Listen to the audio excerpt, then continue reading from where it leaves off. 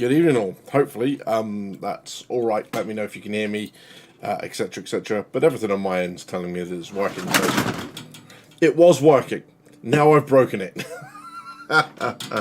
So yeah. Let's start that again, shall we? I did kind of get the inkling that maybe that was going to happen. I was going to risk it. The risking it didn't pay off. And oh god, it's all gone horribly wrong. I think we're all right. Evening Feathers, Eminence, good to see you. Notorious, good to see you, buddy. How you doing? Eminence says, I see Best Buy is already selling Starfield merch. Anyone buy the controller, headphones, or pre-order the collector's edition? No, haven't done the collector's edition. For someone who is a collector's edition I don't know. I don't know what it is. 300 quid. It's a bit steep. Even for a collector's edition. Yeah. You know, and this is coming from someone who paid 95 quid to get the Diablo collector's edition without the game in it. But that strikes me as pretty expensive. Not my thing.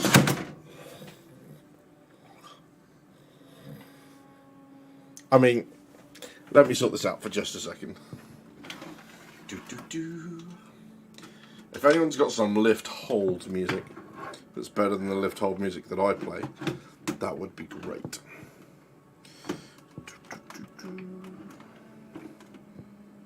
Let's go with that. A little bit of a squeeze here. It's probably good that my thing's just kind of blocking out my belly because, you know, it was my belly and that's not something anyone will need to see. Hey Avi, not thinking about the controller. Cool. I refuse to play it on. I mean, I don't play consoles anymore, just because it's very, very expensive to keep up with that on the PC as well. When your last graphics card cost you far too much money, it's a struggle to keep up with the consoles as well. So yeah, I dropped off to back to PC only play quite some time ago.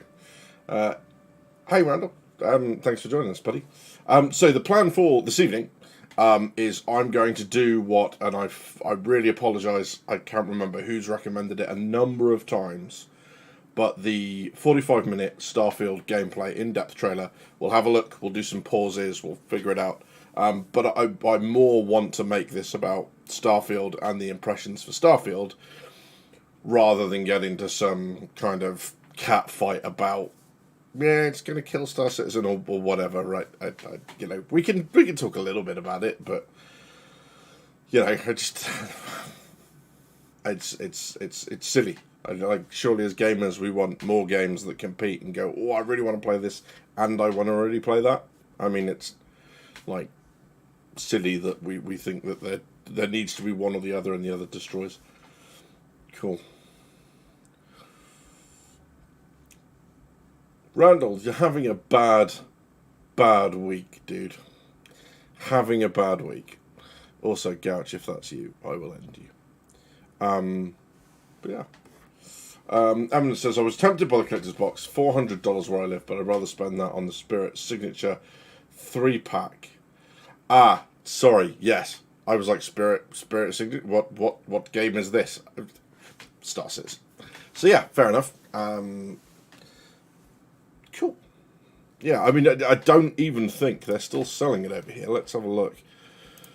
I heard something about scalpers and how that was all going horribly, horribly wrong. So let's have a look. I think, where's the Bethesda International Gear Store for the peasants of us that don't live in the US? Where's the later? Our catalog collectibles. This is the problem with stores like this, is it gives you a couple of seconds and then it gives you another message and another message and another message. Avi says, haven't used the Xbox in a while, but still like the controllers for FPS. Just seems weird going from joysticks to keyboards. Had one for COD, but I broke it. Oh, dude, that sounds rubbish. Shinobi, hello mate, how you doing? Yeah. So so €299. I'm not quite sure what that is. I know you can't see what I'm doing on the screen at the minute. That's fine, but it's just saying out of stock. Yeah.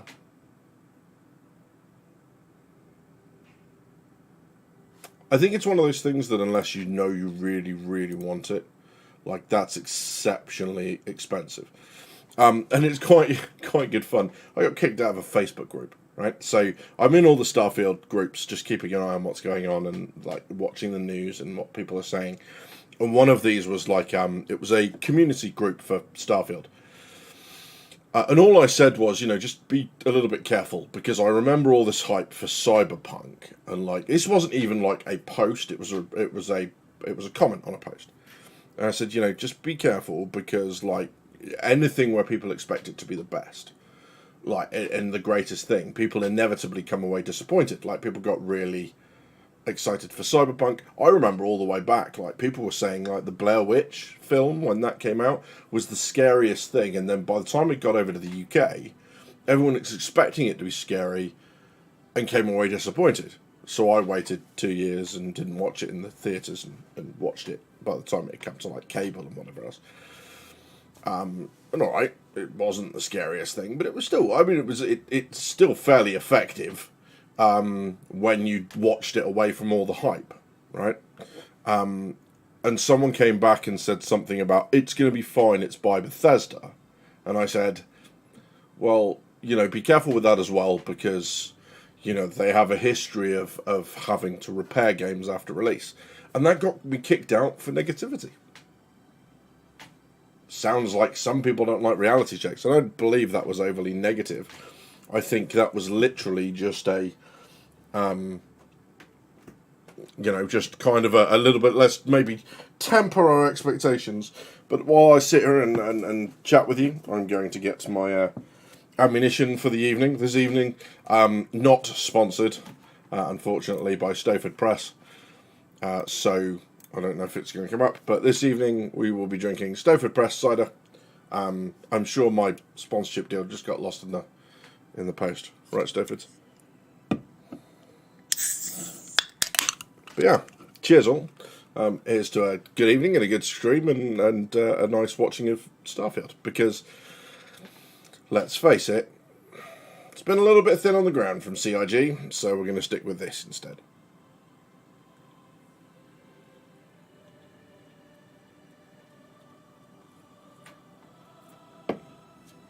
Edison, good evening, buddy. I'm glad you could pop in just for a little while. Sorry you can't be here all evening, but, stay safe at work. Avi says, the 99 one might be okay, but I kind of get worried when it's pre-planned DLC and expansions before launch. Gotta see if it's an actual expansion or just DLC to get the real game. Yeah, I get that.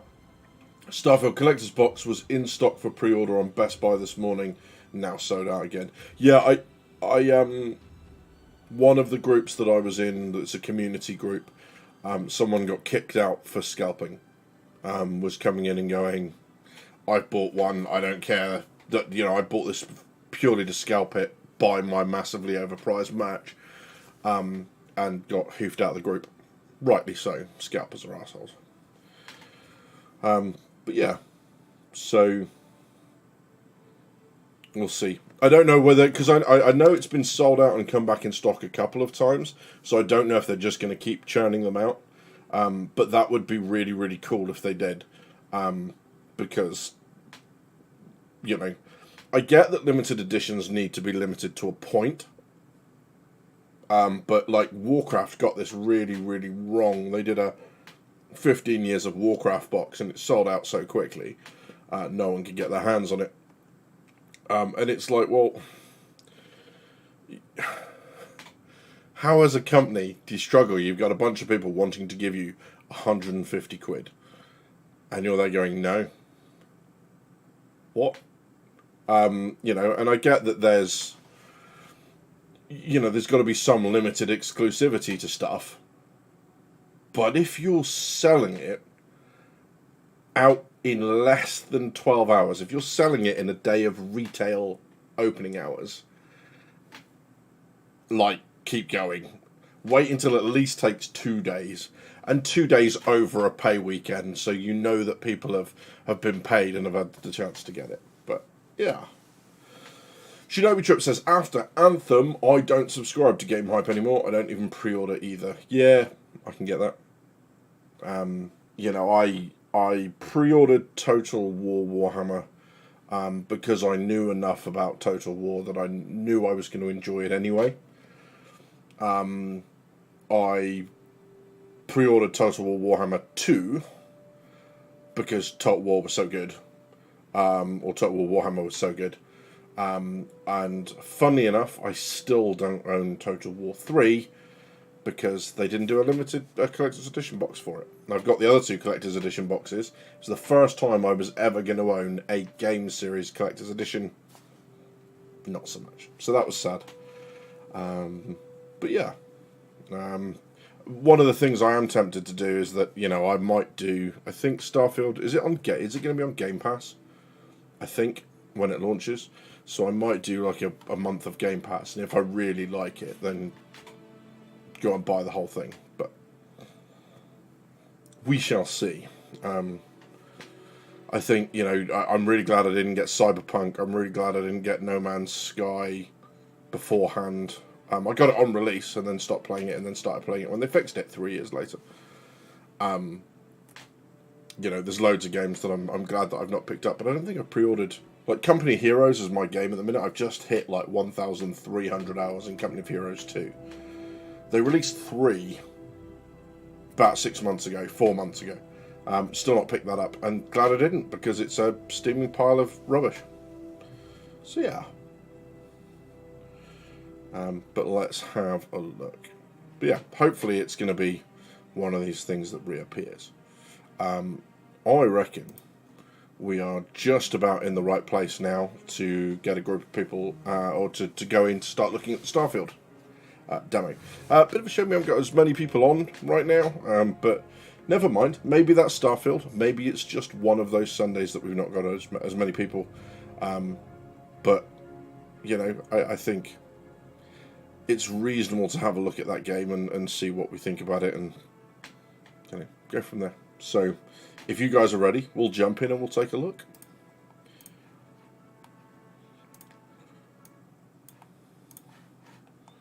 Kill off the background stuff. And done.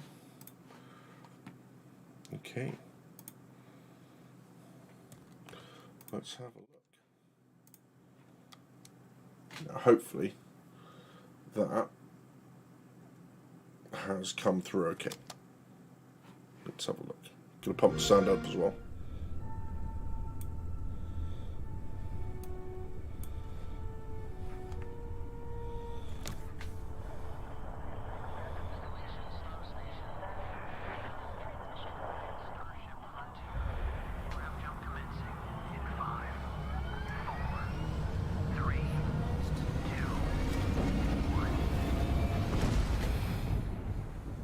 Everyone, thank you so much for joining us today, and welcome to Bethesda Game Studios.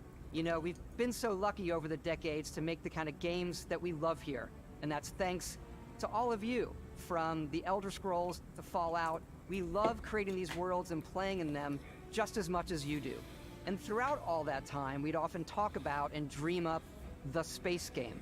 What if we could take that feeling of being who you want to be and exploring a new world, but set it in space, where you weren't really limited in where you could go or what you could do?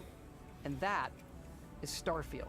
Sound familiar? Obviously, we've come a long way since then with the games we've built, our technology, and all of us here in the studio. We've done so much together, but, well, we've never tried to make a game like this. Today, you'll get to hear from many on the team and see so much of what we think makes our game special. So, let's jump in and take a look.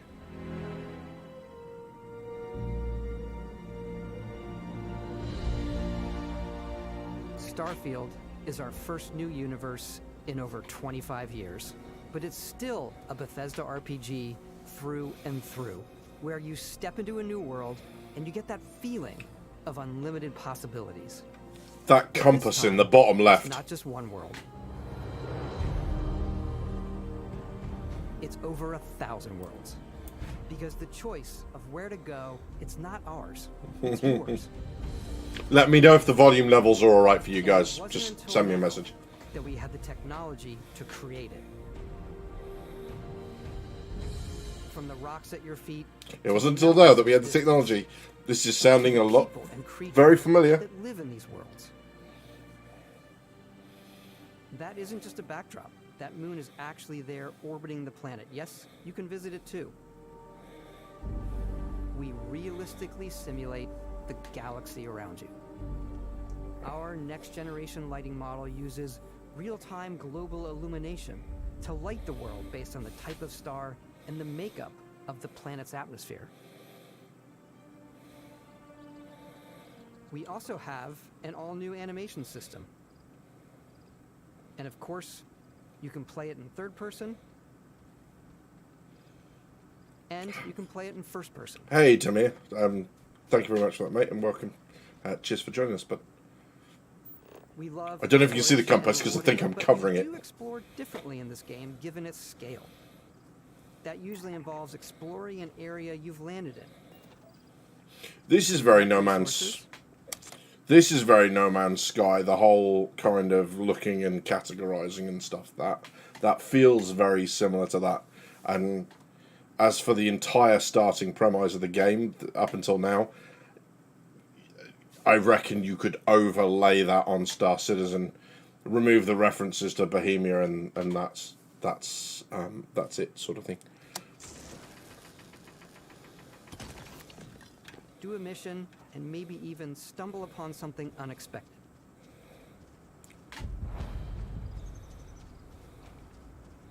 Why is it abandoned? Uh-oh. That's why.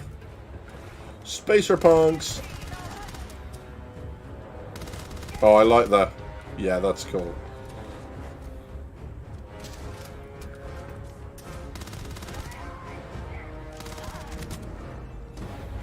Nice.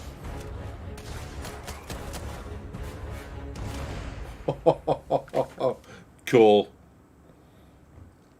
Very cool. Yeah. We do love stuff and all of the items allowing you to pick everything up, and you can view all that in your data menu. This is the hub for everything you're doing, from your skills to your ship, your missions, and your inventory. We love to pack a ton of detail in every object, from all of your weapons to spacesuits to food. We just obsess over the details, and food. We obsess over food. When you're done exploring, you can walk back or fast travel to your ship. We have companions and crew you can take with you. I left Vasco here back at my ship. Welcome back, Captain Howard. And he can even say your name. Let's head out.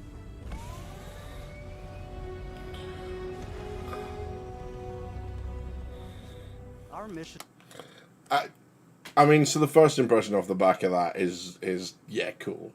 All right, the pictures are, you know, you're shooting stuff. You've got numbers. You've got health bars that are going down. That are very, very old school RPG. But I love the attention to detail I've got so far. Like the menu, those circles, the options are dots, like on an orbiting a solar system map. So that's really cool. Demir says the mining feels more immersive to me than No Man's Sky. Yeah, it looked that way, and just the kind of walking around. It looks like it might feel a little bit cluttered, but the fact that you look at everything, it tells you what it is. Feels a little bit reminiscent of what we looked at on the last stream, which was Star Citizen's plans for that, which was, you know, all right, for them you've got to ping. This feels more natural. You're just walking up and going, oh, it's some food. Oh, look, it's some ammo. Oh, look, it's some, you know, whatever they're picking up. But yeah, very cool. Was to convey the wonder and majesty of space exploration, to evoke the romance of the golden age of early spaceflight. And we've been referring to this approach as NASA Punk. This means a design language where the tech is advanced, yet still looks grounded and relatable. For us, it's that contrast. That's where the visual interest is. Obviously the NASA, which is the rigid, hard function over style, and then punk, which is all about style. You can see that visual style coming through in your ship. Your ship is your home for you and your crew. And like many of the spaces in our game, it has a slightly retro and analog touch. That is very, very... it's almost like Star Citizen's creating a new standard. The idea that you get into your seat and you see yourself doing so.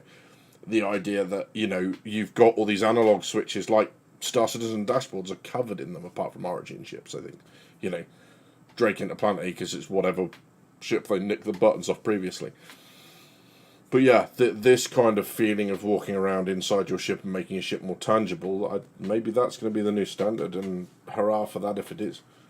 A bit of lo-fi rather than sci-fi, where everything is well used, worn, and lived in. Alrighty. What's the plan, Captain? This is your star map. It starts with the planet you're currently on. You can see all of its info and resources. You can choose a landing spot or fast travel to known locations. Backing out further, you can view all the planets in the system. Obviously, the game is big, and it's here you can see planets that have key locations, missions, or life on them, versus the many planets that are barren but resource heavy. Zoom out even further to see all the systems in this part of the galaxy. Here, you can plot a course to ones that are light years away. This uses your ship's grav drive to fold space and jump to these systems. And you will need to upgrade your ship and skills if you want to jump to the most distant ones. But for now, we'll plot a course to the Alpha Centauri system, where we can find the city of New Atlantis.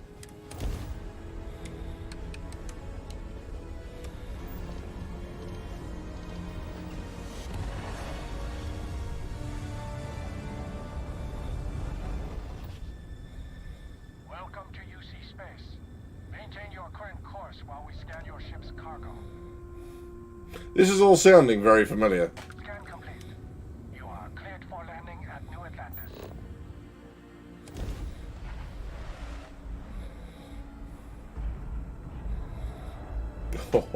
The render distance is really impressive. If that's what it ends up being. In a city like New Atlantis, your eyes are guided upwards to just these boundless, vast buildings. It's the biggest city we've ever made, not just in size, but also in the amount of custom art, crowds, and quests. So the main focus when we're designing a city is obviously what supports the story. We try and tell as many small stories as possible. Working star map. Yeah, exactly. It's a few moments of gameplay that make the space feel like it's full of real characters that are going about their day-to-day lives. It's paralyzing if you really stop and think about it. Buddy, it's coffee. It's also where your adventure with Constellation begins.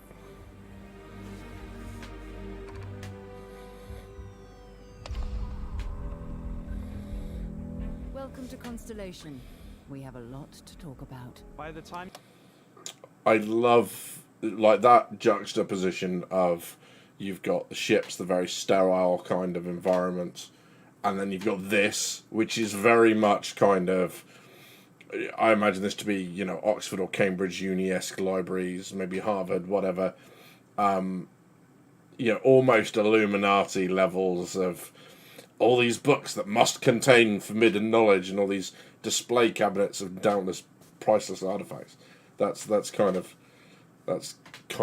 cool. When you meet them, Constellation is sort of seen as this mythical group. Most people don't even know they exist. Illuminati. They're the last true explorers in the galaxy, and they're trying to find the answers to some of humanity's biggest questions. The artifacts are so different, so alien, and I'm certain one of them reached out and spoke to you. The artifact, if you could place it on the table here. Oh my god, look at how it's coming together. That means there's a set Built by an intelligence outside the settled systems. It's definitely an eclectic cast of characters. You've got Sarah Morgan, the ex-soldier and adventurer, now Constellation's leader. Mateo, the theologian, who believes that there's definitely something else. Who out looks there. like his Noel, parents were a expecting him home gifted for tea. scientist and Sarah Morgan's protege, and Walter, a very successful businessman in the settled systems and Constellation's financier. Anything goes as long as you have the money. There's also Vlad, the ex-pirate, Sam Coe, the former space cowboy, and Barry. You know what I hate about these pirates? Completely resistant to my otherwise irresistible charm. The journey you take with Constellation is just the first of many you'll embark on. The Settled Systems is home to all kinds of different stories, people, and adventures for you to uncover. Very cool.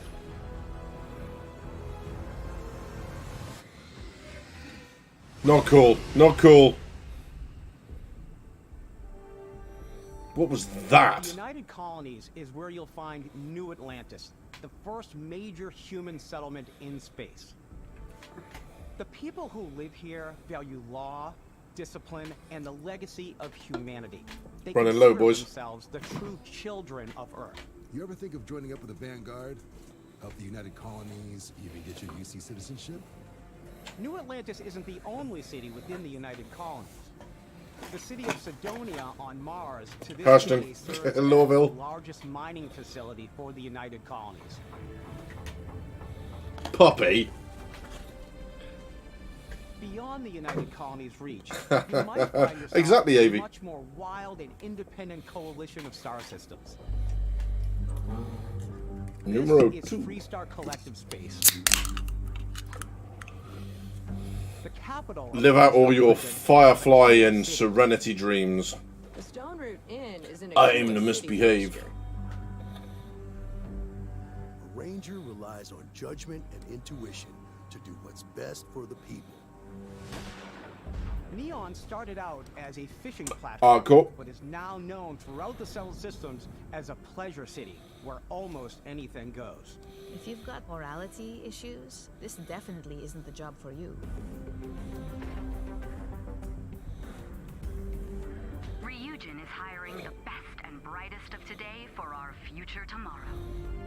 Everyone has been chewed up and ground up by Neon. Try not to get yourself killed, all right? Outside the bounds of civilized space, there are still plenty of unclaimed systems to explore, but these areas are also home to the most hostile factions Space in the whale galaxy. on his t-shirt. Very cool. The great serpent hungers. All heathens shall be made dust in time. A new face. Is this the face of a brave runner here to challenge the Red Mile? They think the galaxy is theirs. They are wrong. It belongs to the Crimson Fleet. It always has. In Wow. Starfield, we're pushing our cities and settlements further than we ever have before. It's all there, waiting for you.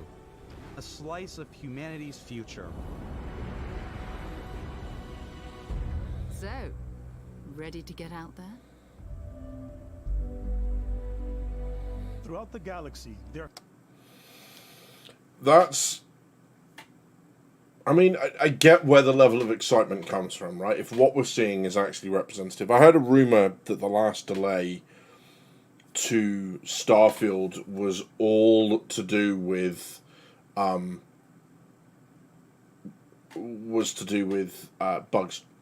and then bug fixing. So hopefully this won't go the way of the vampire game they released. I forget what it was called, because it was that bad. Hopefully this is something that's going to be a lot more put together, but cautiously optimistic. The variation of places seem worryingly close to what Star Citizen has done already. I only say worryingly because it's like you've literally been given a universe, or you're creating for yourself a universe with a blank canvas. How is it I'm able to go through and go, that's Microtech, that's Lawville, that's Area 18? It shouldn't be that close. It should be really, really obvious. I mean, you can also draw some parallels between Atlantis and Horizon, right? It's not a cloud city, but that idea of it being very affluent, very pretty, that sort of stuff. Same sort of thing. So, yeah. let's have a look. There are so many things to see and stories to experience. Also, can you imagine this being your job? You just sat around like this. I'm just gonna play it. I'm the type of person who spends hours in character creation, and I think people are going to be really excited when they see all of the improvements we've made. One of the biggest overhauls was done through our character generation system. We scanned a wide range of faces from different age groups and ethnicities. And by mixing and matching all that data, we were able to create highly detailed and diverse characters. Awesome. We use that exact system to create all of the characters and NPCs you're going to see in the game. So any character you see almost always is a character you could make yourself. That's very cool. Hey, come on, come on. Okay, take it easy. You were out cold. No physical damage. Mentally, the jury's still out. You know who you are? New recruit for Argos Extractors? Ring any bells? Any of this look familiar? You start your character creation journey as though you're cycling through employee records. You'll pick from a lineup of 40 presets, and that'll be your starting point. Your journey from there can be as detailed or as quick as you want it to be. This new system has more to offer than Everyone knows if you've watched me do character creation in Star Citizen, it's literally the first character. No time. We've ever had. No Let time. The player get as close as possible to make whatever they want, with the various facial morphs you can blend together, the dermesthetic and makeup, blemishes, scars, piercings, teeth settings. It's a lot, but I think it's the most fun to use. Character creation is more than just how you look. This is also where you start to decide who you want to be. That's where backgrounds come in. Backgrounds give you a bit of backstory and start you out with 3 basic skills. From chef to Dusty. You know, the crew still has a betting pool about which restaurant critic you must have crossed to wind up here. What's great about backgrounds is you never know when yours is going to come in handy. You could be in the middle of a fancy restaurant talking to some guy, and suddenly you learn he needs a beast hunter to help track down a monster. Fine. I probably should stick to professionals anyway, given what happened the last time. We're also giving you the option to customize your build even further by letting you pick up to 3 traits. Traits are completely optional, and they come with their own advantages and disadvantages. You could choose to meet your Hey, biggest Napa, fan. good to see you. Is it really, really you? He'll join your crew, and he'll give you gifts if you're willing to put up with his constant commentary.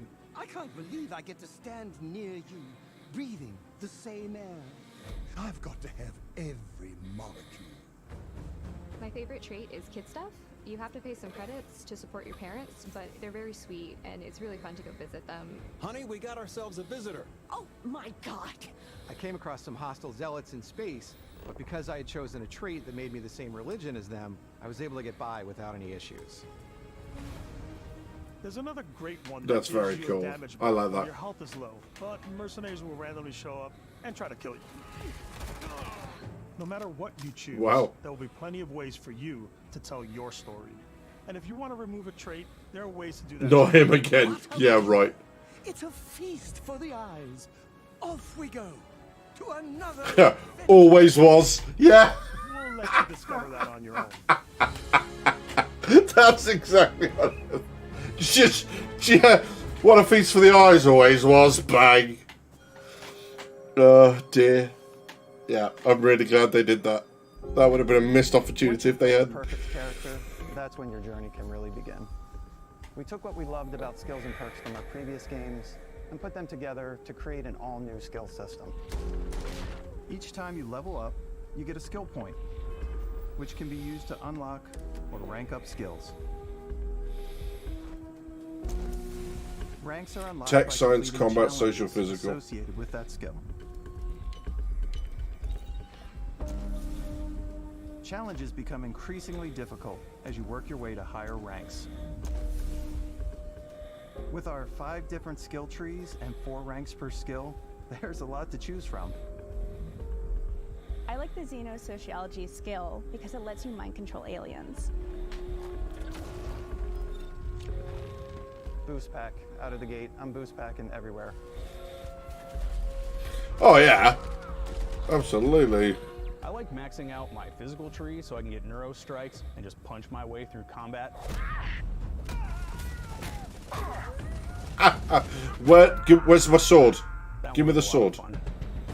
Sword, please. Invest in the skills that suit your playstyle. I'm very much a stealth player. So, I'm out there pickpocketing everyone. My favorite part about being stealthy is slowly creeping through vents like you're in a movie, and then jumping out and springing on people. Whenever possible, I like to talk my way through situations. This area's off limits. I won't see if there's a soldier background. I'm sure there will Issue be. you an access card. I'm more of a run and gun player. I like doing the death from above thing where I boost pack over guys and I throw landmines at them.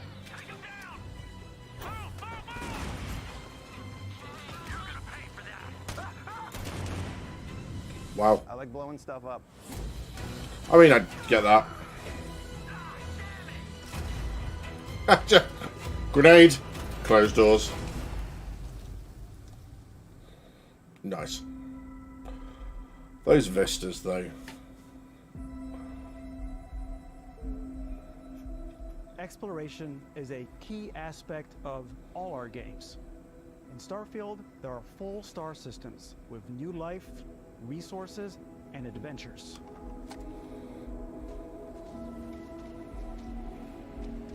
Our team worked hard to strike a balance between fun and realism. We studied data from NASA and a multitude of other sources to help us make the world feel believable. From the way we approached planetary atmospheres to the way we placed biomes based on the planet's distance from the sun. So what are your thoughts so far, guys? What do you reckon? Everything they're showing, and this obviously can be viewpoint bias where they're just showing you the good stuff and whatever else, but everything they're showing seems encouraging. The idea that it's going to give you the choice of approaches, be it stealth, be it combat, be it diplomacy, that you're going to be, have these backgrounds that come in and affect you, and maybe give you options or restrict your options. All of that stuff looks absolutely, like something I think I'm going to enjoy. I kind of looking at this, just thinking everything that I see in here, like all the vistas, the flying around the ship, the flying around in the ships, the quests, the scenarios. The bit I can't get over is I keep thinking how much fun they'd be with friends, and it's not an option. I think it might just be a point that I've got to in, if a gaming life is a thing where I've got to in my kind of gaming arc. Everything's about being able to share it with friends and like one of the things that I enjoy most in Star Citizen is bringing people to, like, what if I know a friend's coming, I'll log out at Port Olisar, so that when I log back in again, you walk out onto those platforms for the first time with Crusader looming large, and then you fly down to Horizon and you show them that and all that sort of stuff. But yeah, so Demir says, seeing this makes me expect to see all of Tamriel in the next Elder Scrolls. Yeah, I mean, there's a significant step up in scale. Monster Avy says, I do like what I see, but we'll probably will Game Pass it to see if it's stable or if we need to wait. Yeah, I think I might do the same, mate. Eminence says, it looks like it'd be a fun RPG, but no Atmo flight makes it not comparable to SC. Yeah, so exactly that. My understanding is that you can fly and do combat in space, but flying down to a planet is something you click on, you see that cutscene of it landing, and then you get out. And then when you get in and take off again, that's all done by cutscene, so you don't get any of that done manually. Which, yeah, okay, it's a significant difference between the two games, but yeah, it's not going to be free flight like everything that we've done. Once we had created a grounded world, we could start looking at all the things that make that world fun. Notorious says, I'm looking forward to it. Fully ready for it to be a disappointment, but hoping this isn't the case. You'll be navigating Yeah, me too, mate. fields, having chance meetings with interesting strangers, dogfighting in space, and exploring derelict ships.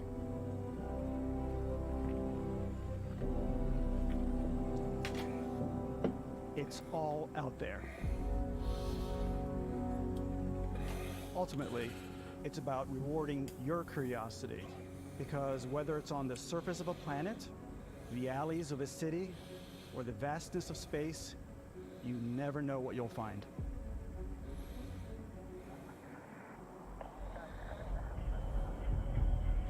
The background chatter's just great. Just a bit about building your ship. Space exploration is possible thanks to your ship. Your ship is almost like having another character or home you can make all your own. I think you'll be blown away by the amount of stuff you can do. You can buy a ship. I'm sure you can find something you like. Customize and upgrade that ship. And hire a crew to keep it up and running. And it all starts in spaceports.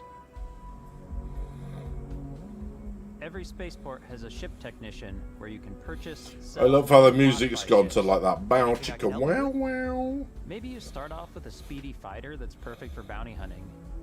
Then you might round out your ship roster with a hulking space freighter to run cargo missions, or even do a little smuggling. Multiple ships ownable at once. For now, Cool. though, we're going to take our starting ship, the Frontier, and make some changes. You can customize and upgrade everything you see here, and you have two ways to do that. You can quickly upgrade individual systems like your weapons or shields, or you can deep dive and enter the shipbuilder mode. Here you can change anything, from the systems to the look and layout.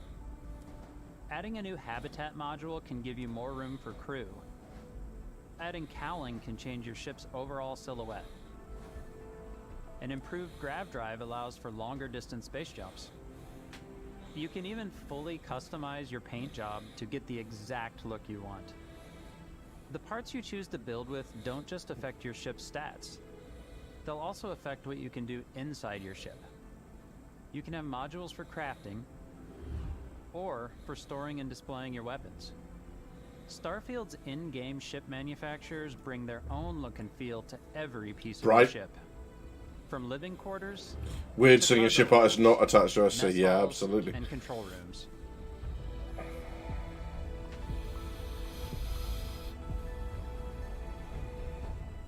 Our modified Frontier is a practical ship, but with a little creativity, your ship can look like almost anything you want. It's a bit odd, but one of my favorite ways of customizing ships is I make them look like animals. The HMS Platypus, as I called it, where it had like a giant tail to it. And we've done spiders, we've done mechs. So it's really whatever your imagination is. What And is while you can build your that? home among the stars the way you want to, you're probably not the only person who will call your ship home. Wow. Ready to lift off when you are, Captain. Engines ready. The Frontier is fueled and ready, Captain. Call me Captain some more. These companions can serve on your crew, and they'll always be there when you travel. We'll be traveling together until we either find an artifact or this lead runs dry. Each companion comes with their own valuable skills for your ships and outposts, as well as unique quest lines.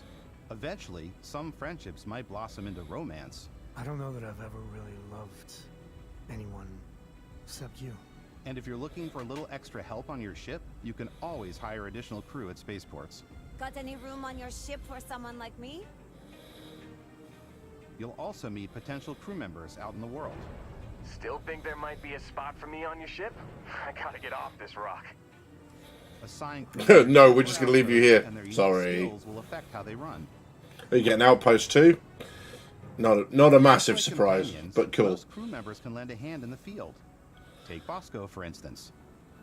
He's designed Just build a Borg cube. Please avoid getting shot. You might die.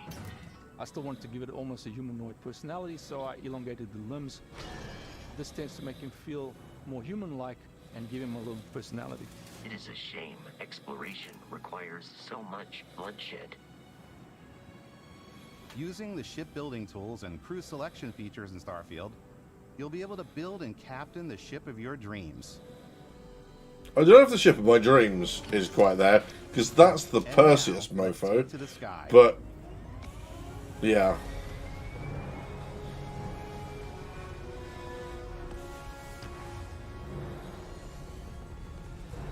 Yeah. It's really... Yeah, between companion and crew members, yeah, I spotted that as well. This feels like they might not have quite figured out what they wanted to do with it. It kind of feels like the bit they bolted on almost. You can do pretty much anything, and that is really cool for us as developers. Spaceflight should be exciting and dangerous, and you should feel like you're in complete control every step of the way. Because all we've kind of seen it do is jump and land, which is all cutscenes. It's a complex dance between your piloting skills and our power allocation system.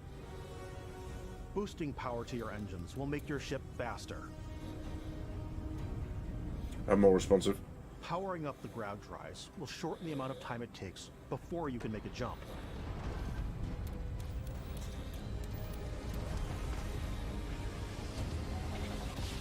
And moving your power to your weapons and shields means you're ready for a fight. You should always be on your toes because you're not alone out there.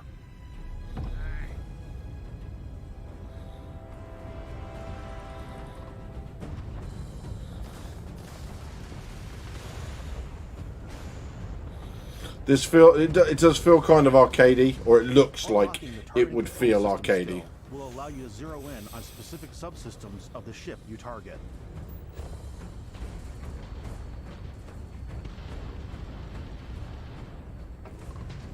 That's kind of cool.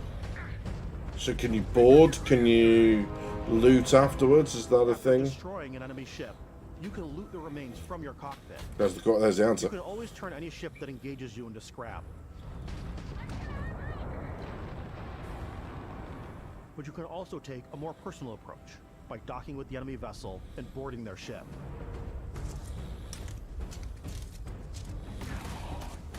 Zero-G combat, that's what we like.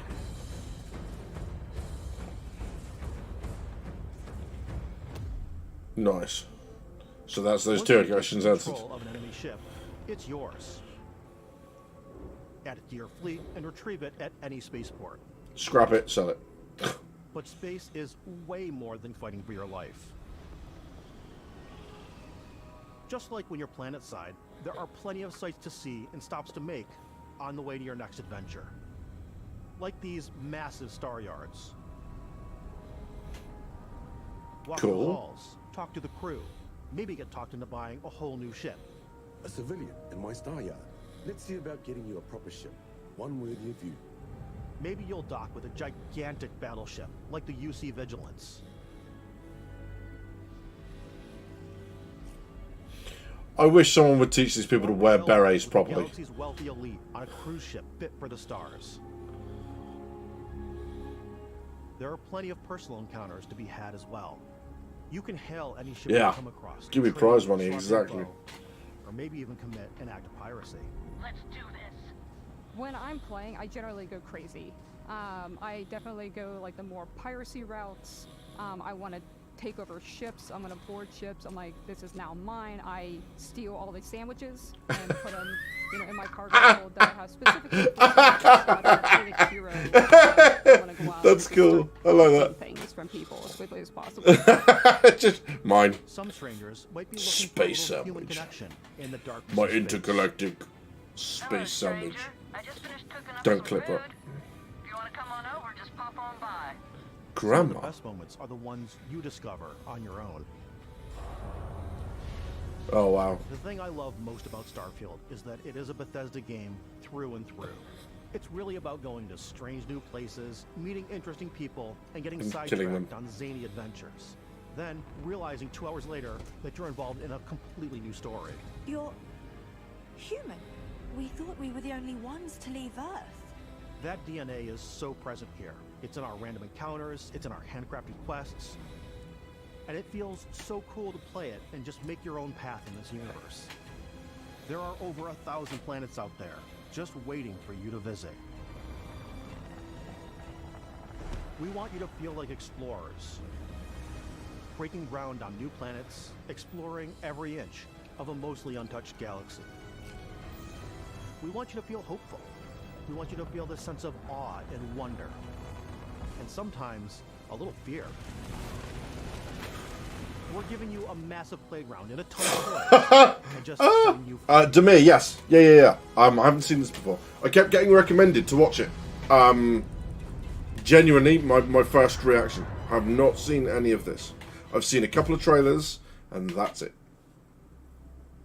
Hey everybody, we've shown you so much stuff, but we thought we'd just take a little break and show you something a little bit different. Oh no, is this where they sell me the collector's edition? Into our game worlds, and we love the opportunity. Oh, I was doing so well in not buying Napo. Just go away for a second. Like, the bit where I say I'm going to buy this, just pretend you didn't hear it. Explorer's Watch. This is the watch that you actually get in the game that acts as part of your HUD, where it's the compass and then environmental information. It connects to your phone to give you notifications and other information, and we've also designed this really cool case that it comes with, Istvan. Yeah, we really took as much care in designing this case as we did the watch. Our attention to detail in the game totally translates to this. Inspired by the cases that the astronauts used during the Apollo era to bring back samples from the moon. It's got an intricate locking mechanism, authentic, heavy, comes with a Constellation patch, NATO strap, and the overall functionality and believability of this as something that would exist in the world, in the Starfield universe. Oh, and hey, take this. You'll find it very useful out there, and it even tells the time. We actually have something else. Now that we're part of Xbox, we get to work with the amazing people on the Xbox hardware team, and together we have created this custom limited edition Starfield controller. It's awesome. It is now, our favorite controller. We love this because it's inspired by the actual controls of your spaceship. And not only that, we've created the first ever custom headset with Xbox. And this is a perfect pairing with that controller. Control, this is Constellation Starship Frontier. All ready to start on your signal. Steady till ready. Coordinates input. Plotting jump course. Guidance has converged. Getting auxiliary reactor power.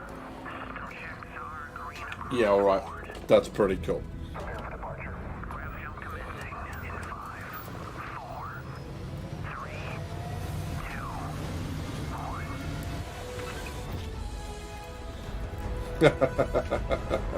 You resisted, did you, Eminence? Well done, you. In every one of our games, we always put so much care into all those little details that breathe life into our worlds. But Starfield isn't just a Bethesda Game Studios world, it's a Bethesda Game Studios galaxy. So why go this big with Starfield? Because we want to give you freedom on a galactic level. The freedom to experience both the exciting planets and that the quiet feels so Star Citizen. Scanning a planet before you Just land watching is a that. great way to get a sneak peek at the available resources you can use for crafting, building, and customizing.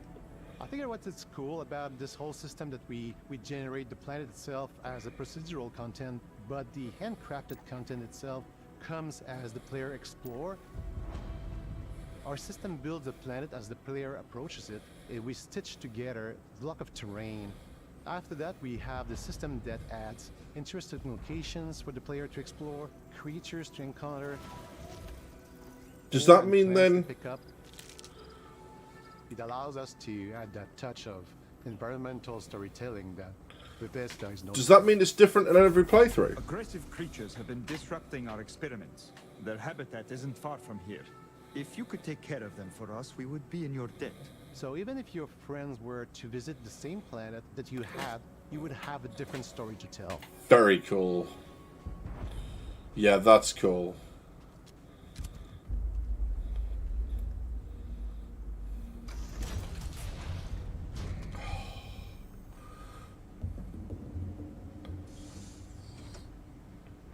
Bad guys.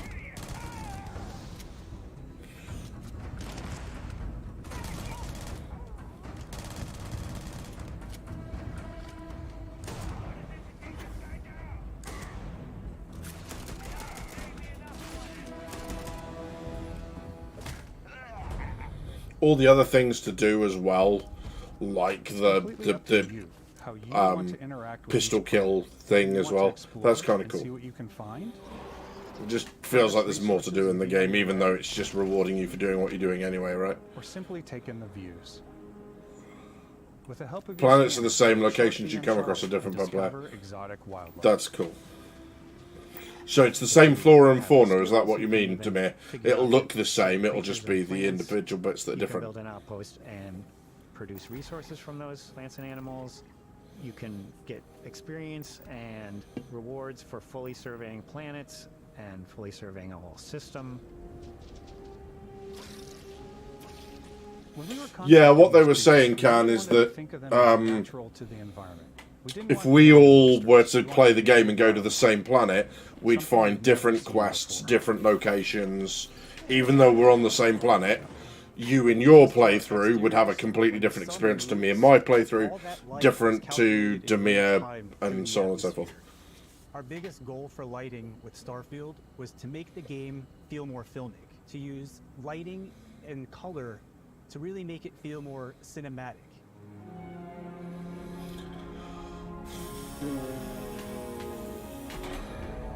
Yeah, alright, there's lots in here that isn't Star Citizen, like that, for example,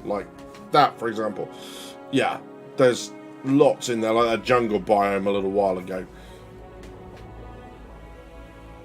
Yeah. Oh, beautiful.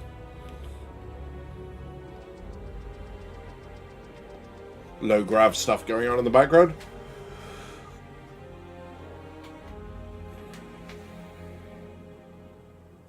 After some exploring, you can find a spot to set up a base camp. Outposts can be built almost anywhere on any planet. And the habitat modules come in all shapes and Outposts sizes, plural? all different purposes. You can even live in it. Assign crew and companions The little to boat work model on the table. for added bonuses and set up 2 thumbs up. extractors to harvest resources while you're away. Something cool we Awesome. have this time is we have a new fly cam where you can toggle between on-foot building, or you can now use a top-down isometric camera, which helps plan out Cool. larger parts of the outpost and placing those larger halves. So that way you can really plan your structures and what the overall feel of your outpost is. And then when you're on your feet, you can really decorate and fine-tune things much easier. Yeah.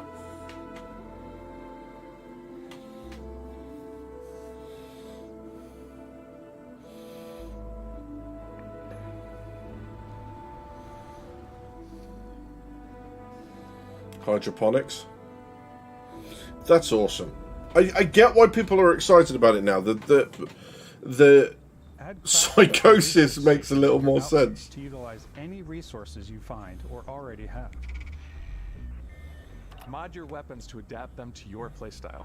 Different weapon sights and scopes, larger magazines, a selection of grips and barrels, different ammunition like explosive rounds. All you stealth players out there will surely need a suppressor.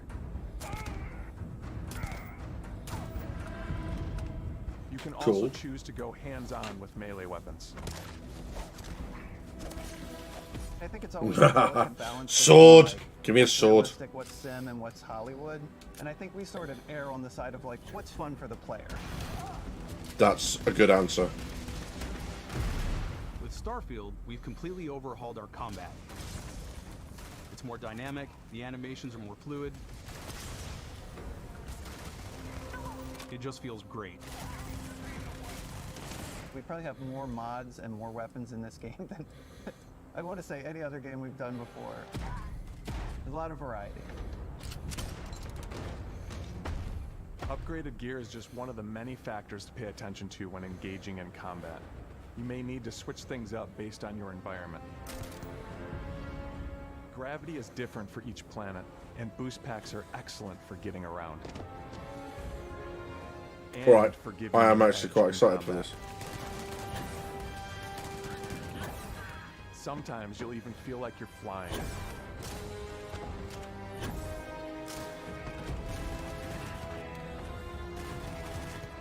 Zero-gravity environments pose a different challenge.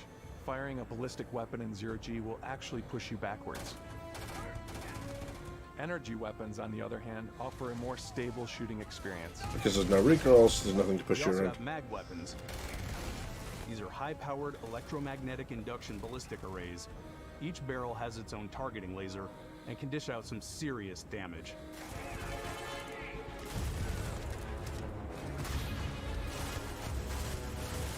Whether you want to get up close and personal with your own two fists, Yeah. or you like more compact Very weapons cool. like pistols and submachine guns, or maybe you prefer something bigger.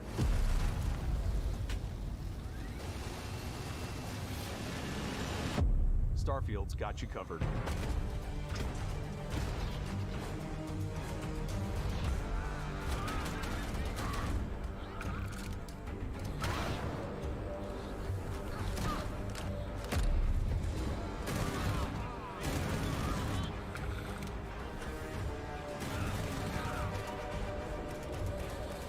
Oh!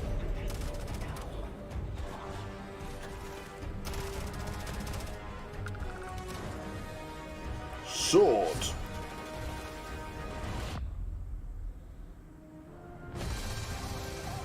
What on earth is that thing? Stabby McStab face. Wow. Wow. Yeah, alright.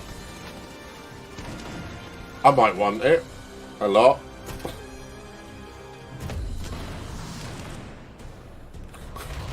Bye!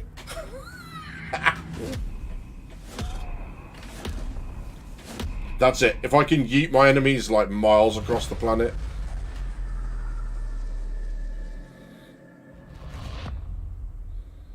That's got to be something to do with the alien Thanks artifact, again right? for being with us today. We are just so grateful that you've taken the time and spent it here. I know there was probably a lot to take in. There's a lot to the game, even more than we could show here. You know, as we play it, we're always sharing these unique and special moments that only a game like this can bring. When I think about what makes it special, it really Off is the he people goes. here. This game is a reflection of the incredible and passionate team that made Yeah. it. Bye. Have a All great of them time. As he bring something disappears into special the of ether. themselves into it. So let's hear some of their favorite moments. I love the way that our final combination of all the new tech has come together to create some of the most beautiful sunsets and sunrises we've ever had in any of our games. I love the creatures, the exploration, every biome is different. The word that comes to mind is vast. I like to use our photo mode to take rock star photos. I just love that constant feel of discovery and wow, I can't believe that there's more here. I'm most excited about our outpost building systems. My favorite part is every time you step out on a planet, it's a unique experience. You spend all this time building your ship, and you see it on the landing pad. These things are gigantic. It's the kind of thing that you just can't get anywhere else. There's something about seeing Oh, the is tower it over now? in the distance and going, I know the gravity's low here. I think I can make that jump. My favorite part is biomes, spaceships, audio design, planets, the day-night cycle. Those details matter to me. Diplomacy, exploration, freedom, the ending. Vasco, obviously. I love the robot so much. The incredible amount of worlds we created. Sniper rifles, come on. Lever action, rocket launcher. Brain sprout. I love, but some people might find creepy. I don't know. I know it's hard, Ben. The thing that I enjoy most about the game is the freedom to be who you want to be, do what you want to do. It's what you've come to expect from a Bethesda title, but on a much bigger scale.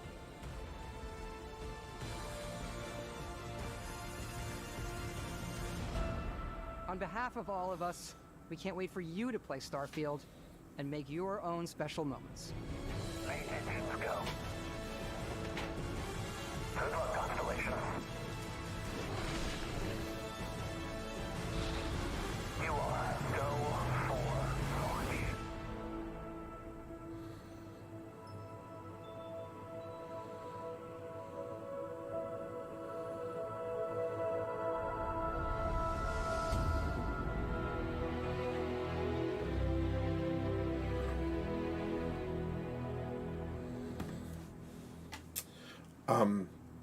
Which is cool because Napo and Cannes, that's the weekend that we get back from the campaign.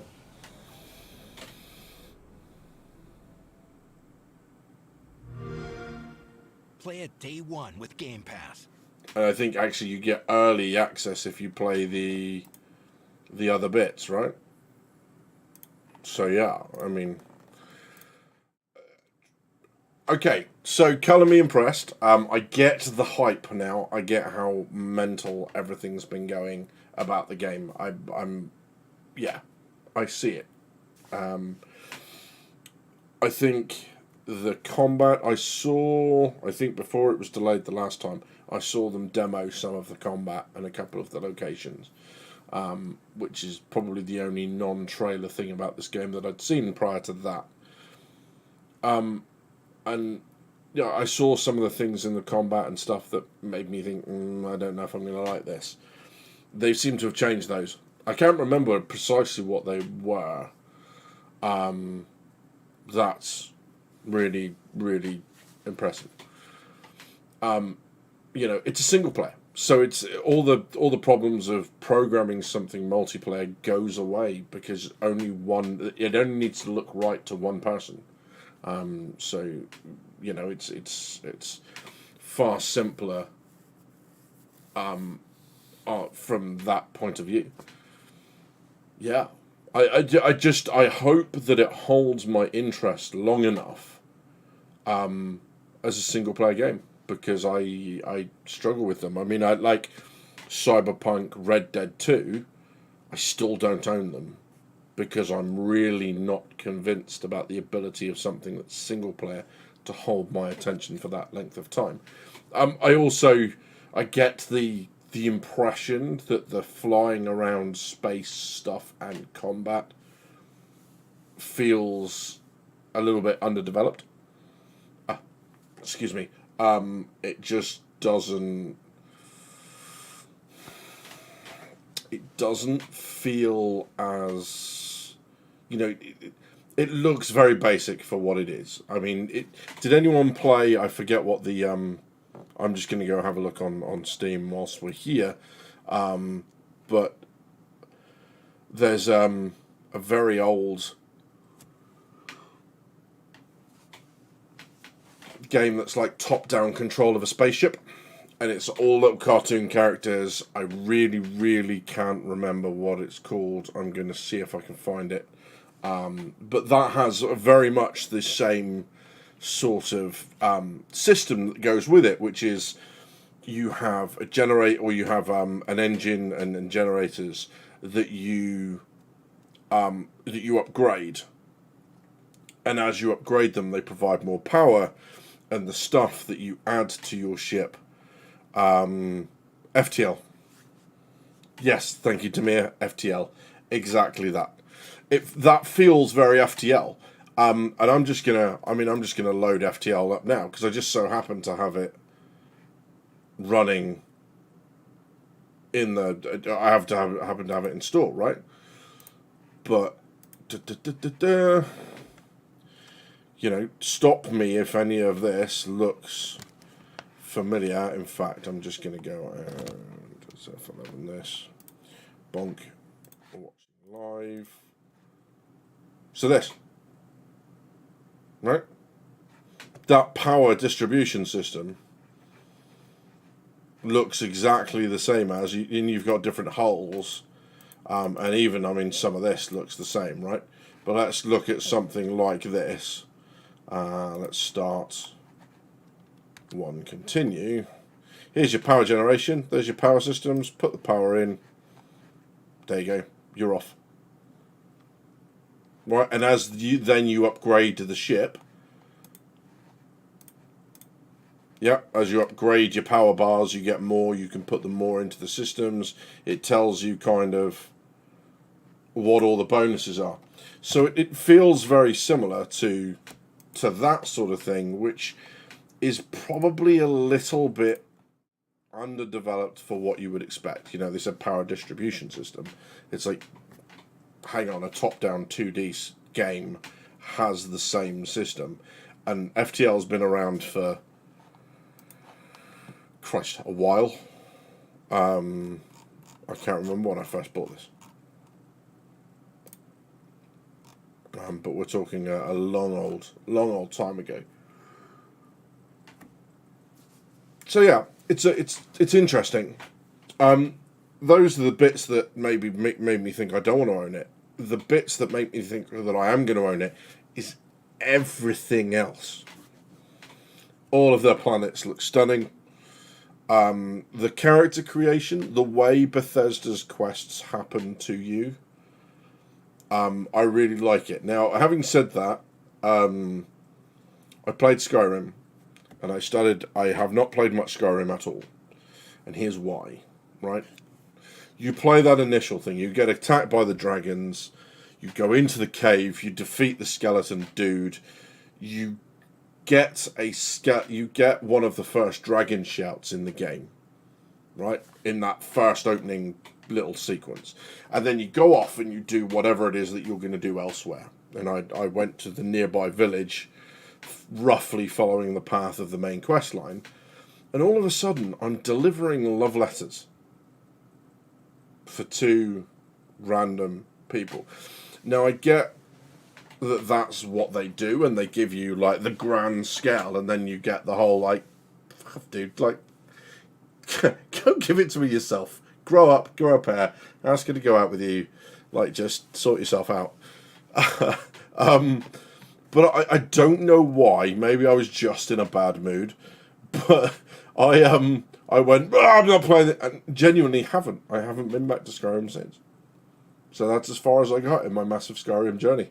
I'm probably one of the few people that can say I've never played modded Skyrim ever.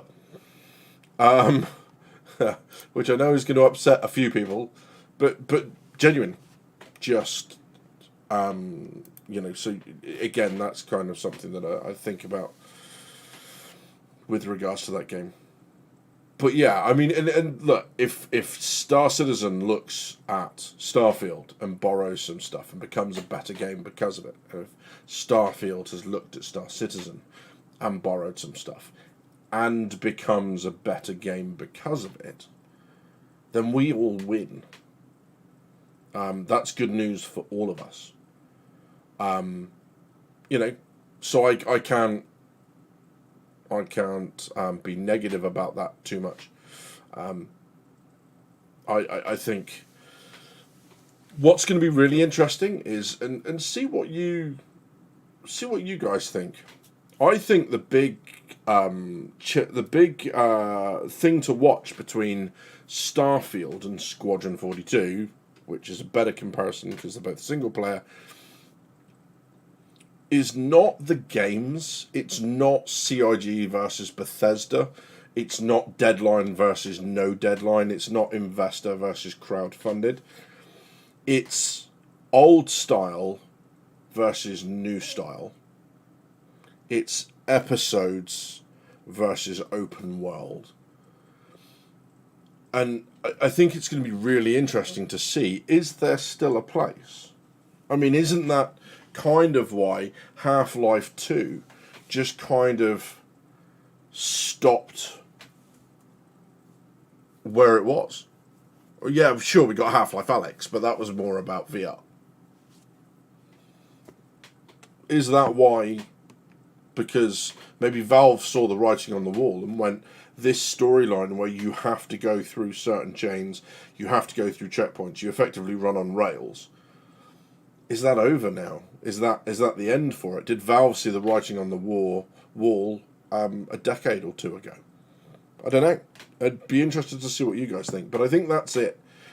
Is that all too often now people expect to. Yeah, I know I could have not delivered it. Absolutely, I got that. I just found it. It was. I think it was so jarring to go from defeated dragon, got dragon shout to go tell her I fancy her, ask her out for me. It was like, really.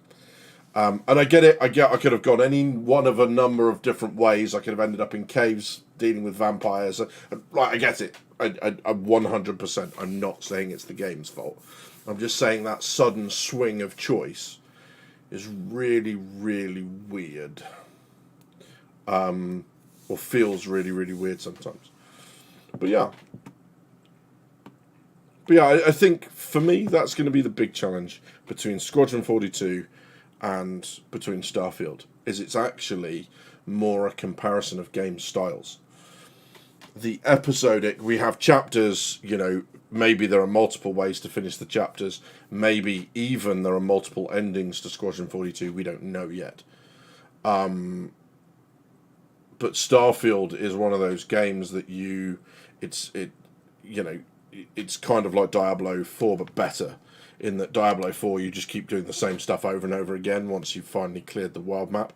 Whereas Bethesda is, Starfield's just going to be continue to explore, go to all of their 1,000 systems. I mean, or 1,000 planets or whatever it is they've got in the game. That's completely weird. To me, yeah, absolutely. Squadron 42 will be linear, very much so. Maybe you've got those options, but like I said, maybe you've got the options as to how things end. Kind of like Human Revolution did. So Deus Ex Human Revolution, I think that's the game I looked at a little while ago. Yeah, Human Revolution is the one that I completed. So I think it was Human Revolution. God, I don't even know now. See, yes, that's right. It was Human Revolution I played. It was Mankind Divided that I haven't. But yeah, Deus Ex Human Revolution.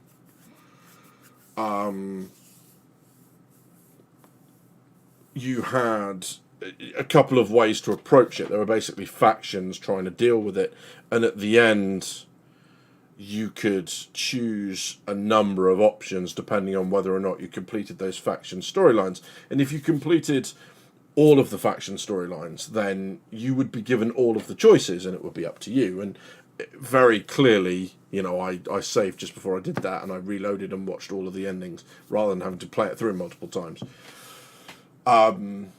And they obviously had the ending that they preferred, because one of them, the endings for 3 of them, I think, were all the same. The endings for the 4th, this computer says to you, and may I say, Adam, it has been a pleasure. So it was obviously like, you've chosen the better option. But yeah, so, you can have that on a run-on-rails, much more linear style game. But, yeah. Some people will find, and I've done it. I think I've gone into some games. I think my first foray into Fallout back in when it was Fallout New Vegas, I found it the first time very overwhelming how big the game was.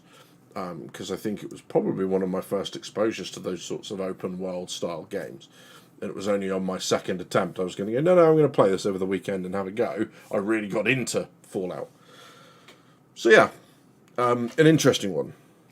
So, but like some of the vistas they were giving us, and I know it's really easy to give people pretty segments from a game. I get that. 100%. But some of it's really, really, really pretty.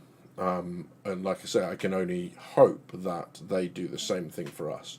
That they have used this extra time well, the bugs are ironed out, and they're good to go with it.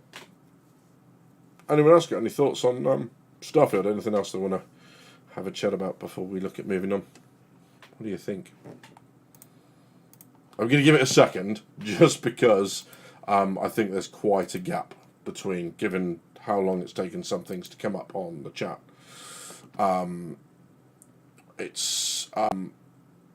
There's quite a bit of delay at the minute, so I'm just going to give it a second and see what happens.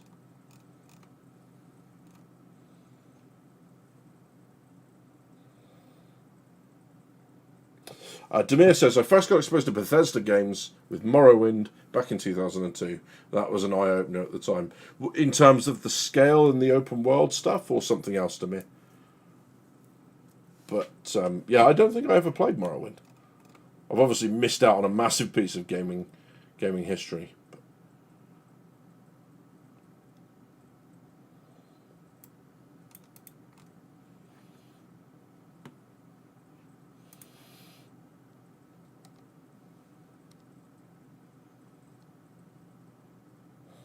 Any thoughts on the ship designs?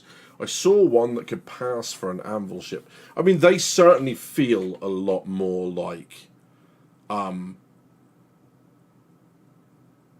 starship designs that we would actually end up with, right? Because it's just, the underside is just a mass of thrusters to try and keep the thing in the air. So that makes sense. Demir says for Morrowind it was scale open world, and he'd only played JRPGs up to that point. Yeah, absolutely. Yeah, I can see how Morrowind would surprise from that point of view. Yeah, the ship designs I love, and the fact that you can really go in and spend all your time. Someone's already said, I think, that they were going to spend all their time building ships, which is a completely legitimate way to look at it. But yeah, really like the look of the ships. Love the fact that you can get in and change things out, add more room, craft from it, all that sort of stuff. And I'm pretty sure they did say outposts, plural, so much like Fallout 76. Multiple outposts, and I'm sure the whole, your outpost is under attack and going back. They did make something of that alien moment, like the big thing that jumped over the wall. Almost like the xenomorph style, cross between a xenomorph and something from Starship Troopers. And then we only saw a little bit of it later on, which was almost like a tunnel thing with some worker bug scuttling past at the end. But maybe they're coming soon, TM? But yeah. Shinobi Trip says, I see Star Citizen and Squadron 42 and Starfield as chess and checkers. Sure, they're played on the same board, but they're different games. Yeah, absolutely. Said from day one. Starfield and Star Citizen are completely incomparable because one is single player epic, one is multiplayer, MMO, and you just can't put those two things alongside each other. Squadron 42 is linear, Starfield isn't. Here endeth the comparison, really. Hey, you can compare them. I think it's probably better to say, what would you like to see Starfield adapt from Star Citizen and vice versa? What would you like to see Squadron? What would you like to see Star Citizen adapt? And I think, if anything, what I'd like to see Star Citizen take from Starfield and take from Bethesda, is Bethesda's very natural way of giving of you coming across missions, and that very natural kind of, you're in a conversation and something pops up, you hear someone say something, that kind of very organic quest and mission generation, rather than everything comes through your Moby Glass and it's only really there when you look. And I know Star Citizen are planning to do it another way as well, but we haven't seen that yet, so it's hard to explain how that feels.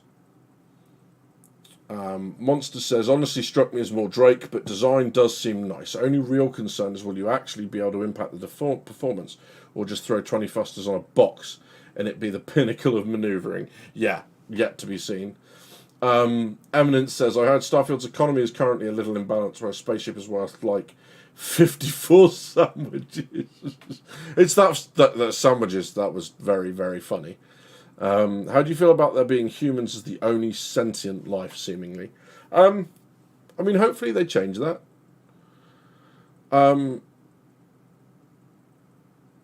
Right. Sorry, guys, I've got a bit of a tech issue here coming up. I just need to, very quickly, I'm just going to put you on pause.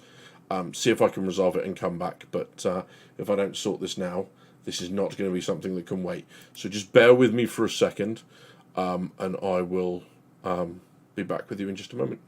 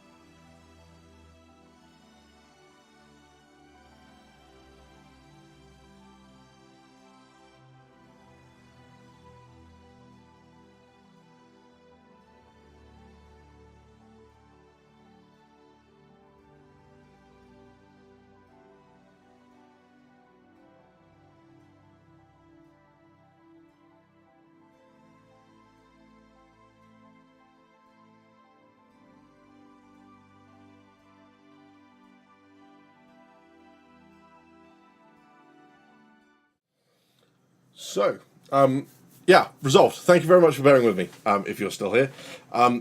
Yeah, it's the first time in a while I've got to use that screen, but I did a whole time-lapse of Horizon. It took me about 40 minutes, stood there recording that. That was a huge stretch of video, and then I just sped it up by like 700 times.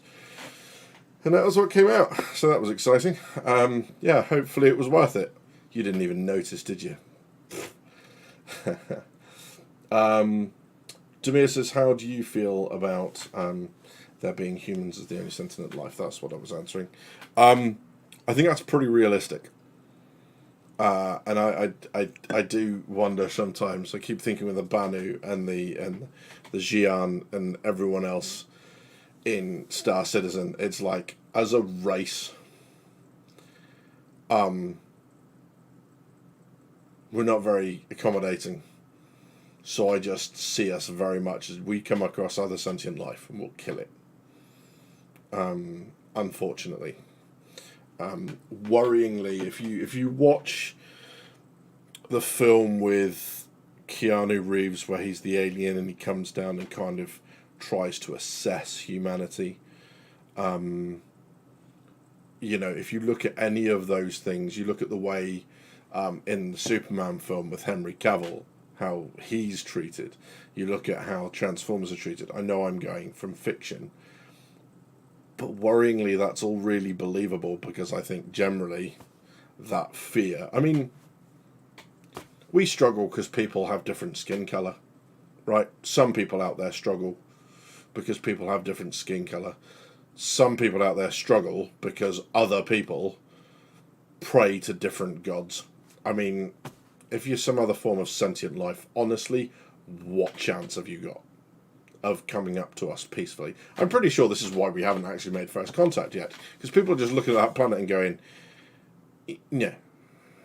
So, yeah, that's that, right? I just don't think that, you know, I think it might be boring a little bit for some people, but I think also it's incredibly hard to do well, and I feel like the Banu are probably the best placed. I mean, if you look at Bethesda's other races within its own, within their own games, and you look at maybe the other species, I don't feel like a lot of those are executed particularly well. Maybe that will be DLC that comes later on. Maybe it opens up a whole quest line. We don't know. But yeah, I'm ambivalent. I can see how it would piss some people off. I think it's incredibly hard to do well. But yeah. Eminence, Karen says, either cheap spaceships or very expensive sandwiches. And why not both? Eminence says, I'm not complaining about cheap ships in game, I'm complaining about expensive sandwiches. Nice. Monster AV says, honestly, the alien life thing seems to be akin to 76, where they had no NPCs out there for a while. Bad idea, in my opinion. Fair enough. Karen says, it does seem Bethesda NPCs seem to be a problem. We all play Star Citizen. We're problematic NPCs. They're nothing new for us. Demir says, there are Todd Howard interviews post Starfield Direct that might give you some more insight into the game. Thanks, Demir. I'll have a look. Maybe if people have enjoyed this and enjoyed talking about Starfield, and don't feel like it's a direct attack on Star Citizen or Squadron 42, because it isn't. I'm perfectly capable of enjoying both things. Then we'll do that again, and maybe we can have a look at a couple of those as well. If there's one you want to recommend, by all means, drop it in chat here. Or, I don't know if I've added it to the description for this one, but I can do. I can pop it in chat.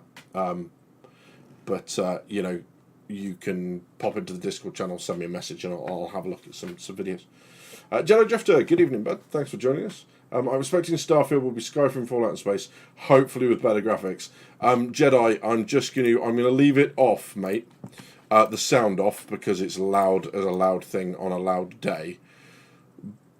But just whilst we're talking, I'm gonna put this on in the background.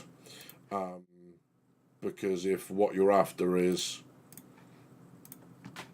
better graphics, then my friend, that is exactly what we got. So just while I'm talking, I'm going to leave this up. This is what I'll do is I'll link the video in the description as well. But this is the in-depth gameplay. It's about 45 minutes worth, called Starfield Direct Gameplay Deep Dive. There you go.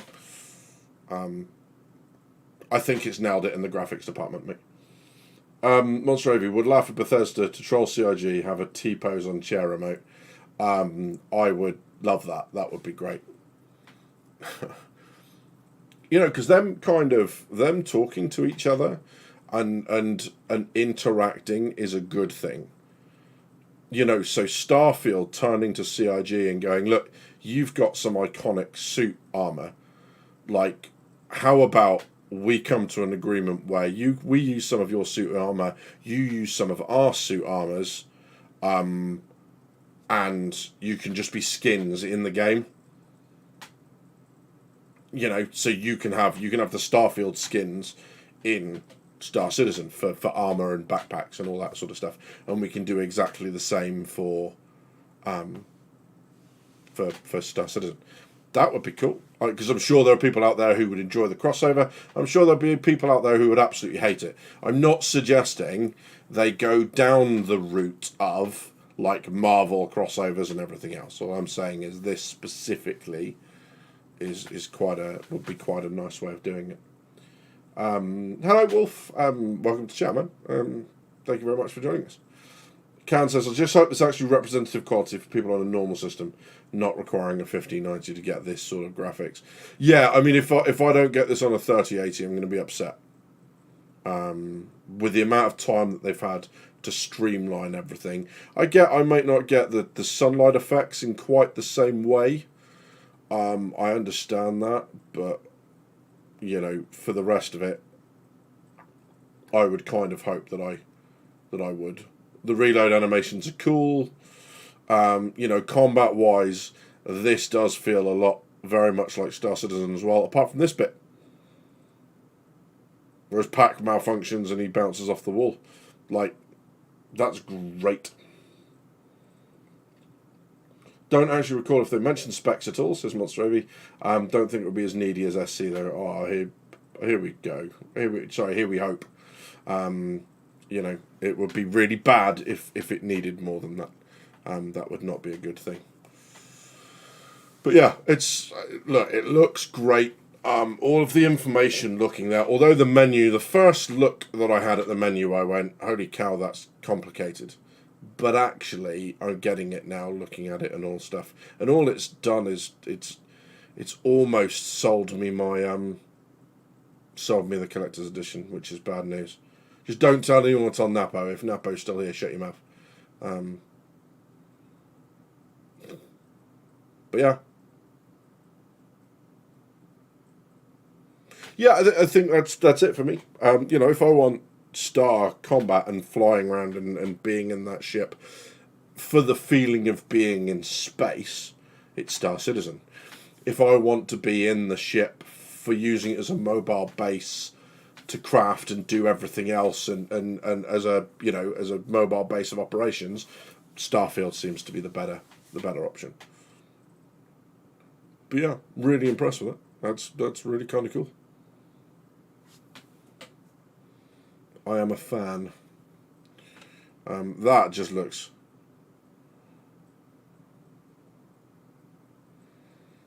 It's really cool. It feels lived in. And what would be interesting to know is how much of what we just saw there, how much of that is just set dressing by their team, and how much of that do we have control over? You know, they said about decorating, you know, being able to have rooms to display your gear, being able to do that on outposts and stuff. Yeah, absolutely. Yeah, this is it. And you know, I often thought that maybe I would try as hard as I could before Starfield came out, to be on the up and up on YouTube to try and get a copy from them to review. But no, I'm just psyched for it. I'm going to play it regardless. If I enjoy it, I'll buy it. The only game that I don't think I've lived by that was Sea of Thieves, but I put some money in what I would have paid to buy it. I kind of paid in cosmetics and stuff because I wanted a few things. I wanted a pirate parrot, so I got a pirate parrot, and nothing you can say will convince me that I did a bad thing. But yeah. So recommended GPU is 6800 XT. Cool. Would also say about time, depending on how the Arena Commander stuff goes, Starfield might be good to jump in for 30 minutes to an hour and just save and jump out, versus Star Citizen being so long to get prepped. Yeah, you're not kidding. And I'm glad that Star Citizen's a game that you're going to need to sit into and invest considerable amounts of time in. I don't want it to be, you know, jump in, jump out, you know, sort of stuff. The Rick and Morty meme, 30-minute adventure in and out. I don't want it to be that. I want it to be longer. But a lot of, you know, the Starfield will certainly scratch that itch. And I think what you'll see is you'll probably see a dip generally in Star Citizen players when this comes out, because Star Citizen isn't at launch and this thing is. And that's natural, and that's not one killing the other. That's not a bad thing. There's so much more content to absorb here. Star Citizen isn't about content yet, so it's fine. Fallout was bad for having a lot of set dressing that wasn't actually truly interactable. Yeah, and I don't think it's going to be like what we've seen, where you can put everything exactly where you want it. But I'm sure, you know, there'll be something to Also, because they pretty much said as much in this, right? You can decorate the inside of your hab, so, or your outpost. So, yeah. Yeah, Jedi, absolutely. You know, Starfield and Star Citizen and Squadron 42, they're not directly comparable. Squadron 42 runs on rails. It's a linear game. This is an open world one. Squadron 40 and Star Citizen is an MMO, so it works in a very different way because it's got to make sense to lots of different players from lots of different viewpoints doing lots of different things all at the same time. So you can't compare it to that because, you know, you imagine trying to do this when you've got 27 other gamer Muppets in there all jumping around, standing on people's heads, you know, getting in front of you, and all the rest of it where you're trying to... It's not going to work. But yeah. Monster Heavy says, I like a more hard realism, but also a realist where I don't have to get a lot of time outside of weekends. Yes, mate. Yeah, exactly the same. You know, I can see there being... not planned time off, but when I take time off from work and I've got a couple of days where I'm not doing anything, I might say to a couple of people that, you know, if you, because a lot of my friends shift work, so they don't, weekends aren't what they are to people who don't.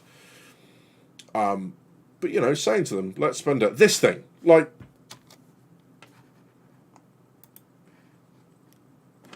because they kind of tease it here, and then you see what looked like a little bit more of that. He looked angry. Because, I mean, this thing at the front looks angry. That thing is just... well, because there's blood all over the place. Holy moly. So, yeah, that looked pretty angry too.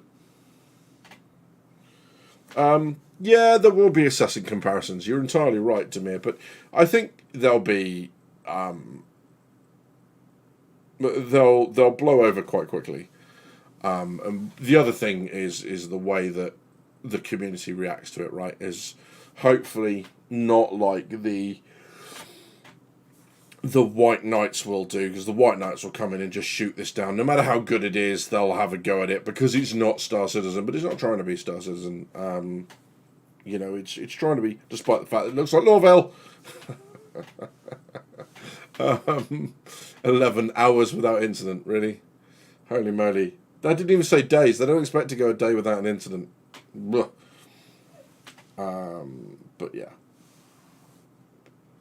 You know, we just react to it, and you know, it's perfectly possible for someone to enjoy this and Star Citizen and Squadron 42 when it comes out.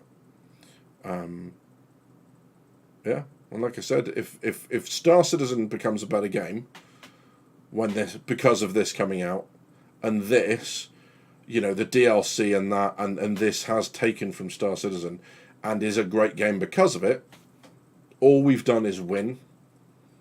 And giving people different ideas. You know, Star Citizen has a very nascent skill idea. Maybe this has got a skill system that's second to none. Like, that's really, really good.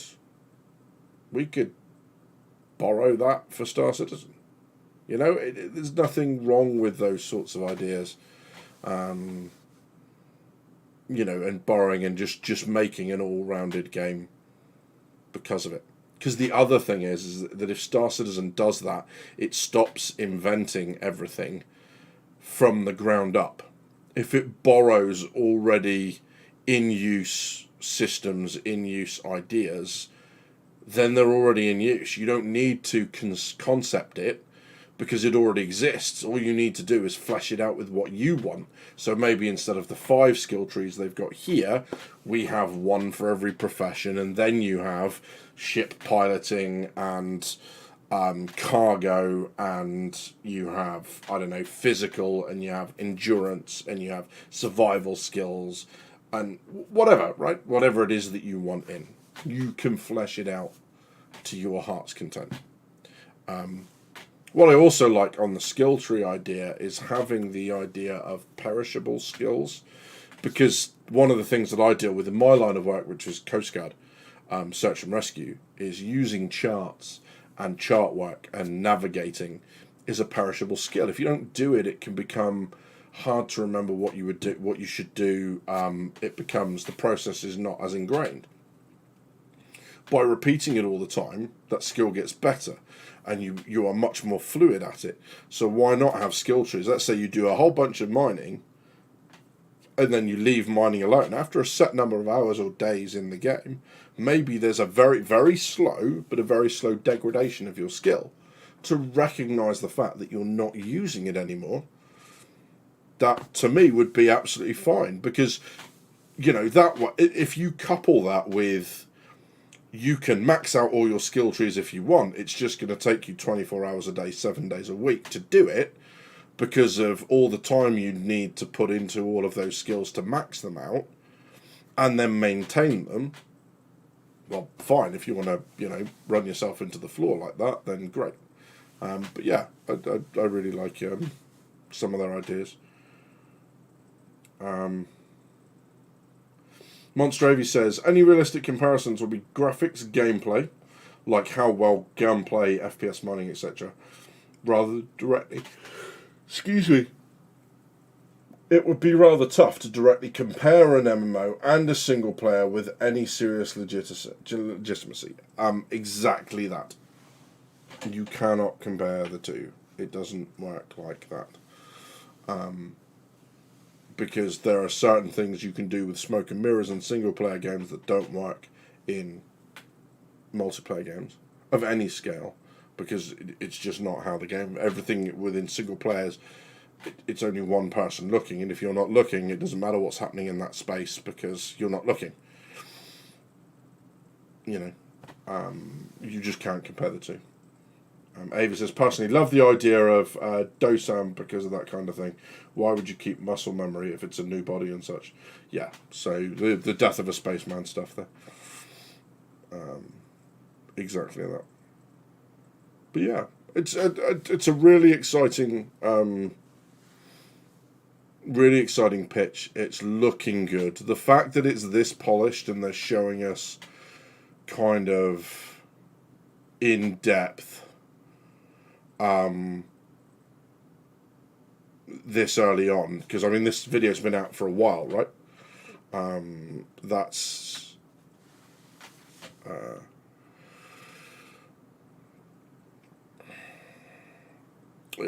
kind of leading me to think that they have done a fair amount to get this to a point where it's it is really polished.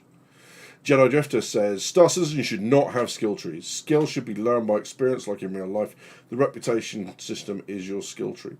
Yeah, so they're going to have a skill. I don't know if it's a tree or a tracker, because I think tree makes you think that it's something that you put skills into and whatever else. It's going to track how you are with your skills like the reputation will track, and maybe it'll give you options to improve things. But that is very much based on, because there's no leveling system.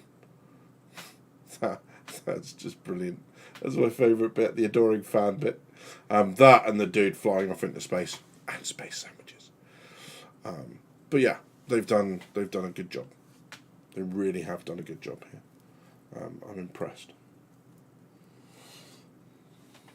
Yeah. But yeah, so I think it's more a skill tracker, and that's the only way you're going to increase those skills is by doing them over and over and over again. And that's kind of thing, right? Is that you would expect players who spent, 140 hours mining should be better than someone who spent 20 hours mining. And they will be in their skill, but they'll also maybe a little bit of wastage they get rid of or whatever. Can says, games that cater to gamers that love space games, who've been lacking games for a while, but they're going after different aspects. Yeah, that's exactly what we're getting. And space games have been dead for some time. I mean, EVE is kind of, I guess, the largest presence in the space field of stuff. I mean, even games that have a space setting, like PlanetSide, and a couple of others don't actually take place in space. So anything on this scale, it's been so long in coming. It's really exciting to see it like this. It just looks great.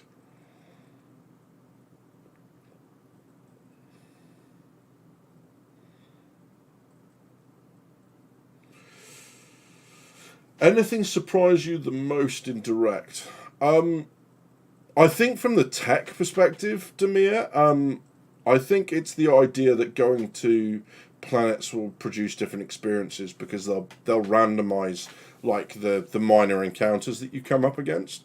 That's really interesting. That's really cool. It allows for a lot of replayability, and it makes it far more kind of exciting from the point of view of, okay, now I want to go back and be Vanguard. Now I want to go back and be a religious zealot. Now I want to go back and be, whatever it is, right?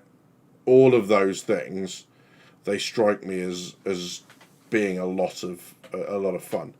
The draw distance. And I do you know what? I'm kind of glad from one point of view that it is single player, and that perspective is that I know I'm going to build ships that feel realistic to me, and I don't have to see anything like that mech monstrosity they had, because you can imagine people building, like, I'll just say it, like PP ships and all that sort of stuff. And I know there's already been, I think there's been images of one floating around, but that sort of stuff would just annoy me in this. Because one of the things that from ever since that teaser trailer years ago, where he literally just walks into the cockpit, boots up, gets told he's ready for launch, and that's it, that's the trailer. It felt a lot more realistic, and I felt like it was something that Star Citizen didn't have, was this feeling of being in the cockpit, of, of that instant, anything can go wrong at any moment within your ship. Forget bad guys, forget combat, forget, all that sort of stuff. Just that space is incredibly dangerous. And just being in that environment is an experience of itself. I got that more from this. That feeling inside, the way a lot of the images of the insides of these ships feels comparable to the images in the video we see coming out of the space station, for example. It tickled that spot, if you like what I mean. If you see what I mean. Avi says, can't wait for the rep system and guilt by association. In my opinion, when that comes out in their basic rep wars, we'll see how choices will affect us. I think that would be a bigger draw to actually be... Sorry.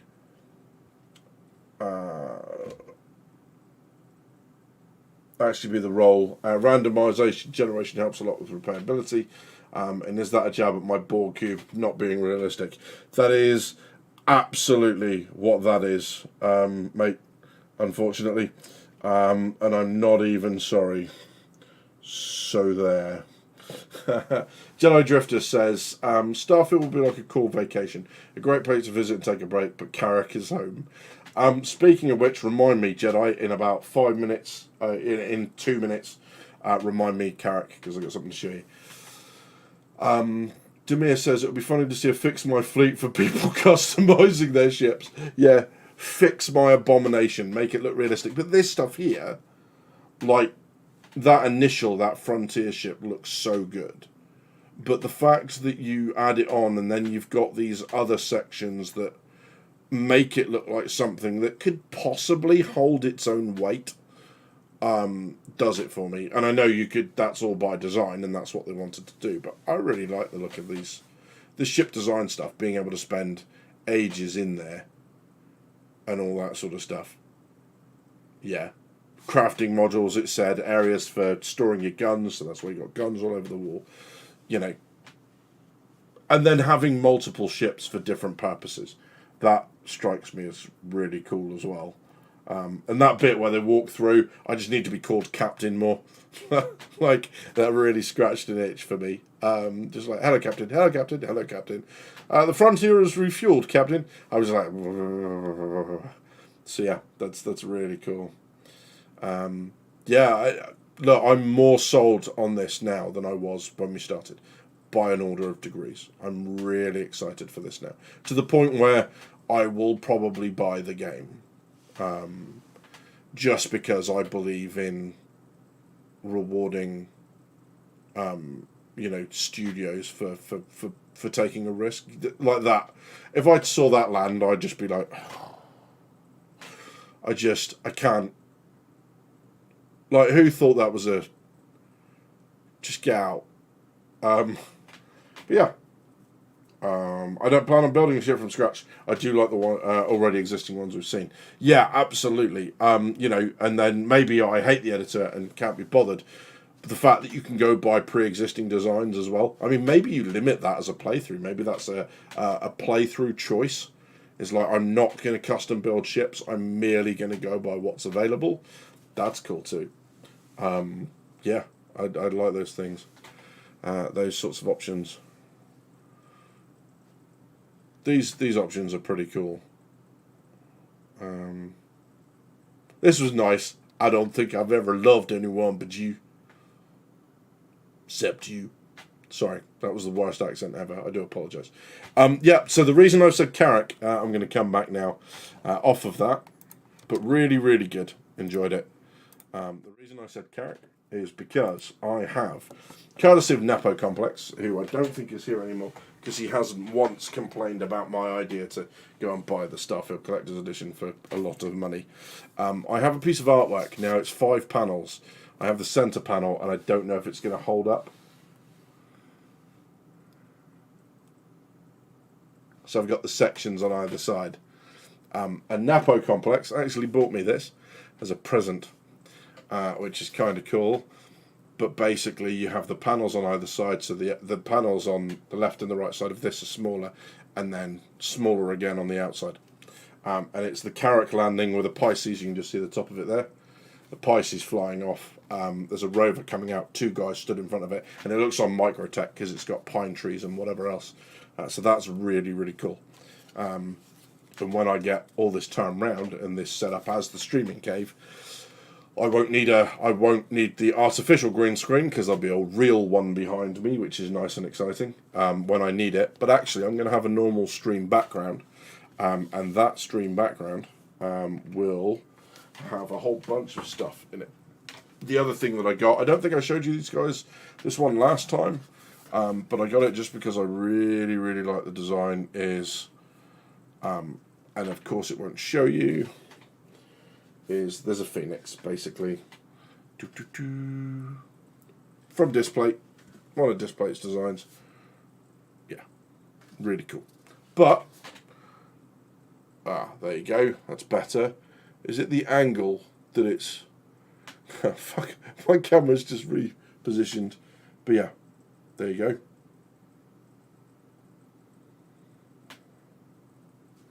So yeah, that looks really cool. Yeah, that's why I mentioned it, Jedi, because I thought that would, as a Carrick owner, you would appreciate that. But yeah, so hopefully I'll have bits like that up in the background, some acoustic tiling to stop it echoing and stuff. Yeah, my bed not being in here, and then I'll take you on a proper tour once all my living stuff isn't in here, because you guys don't want to see that. And I'll show you around the hobby cave, because I spent a lot of time today gluing stuff together. That is glue, honest. Right, gluing stuff together, putting stuff.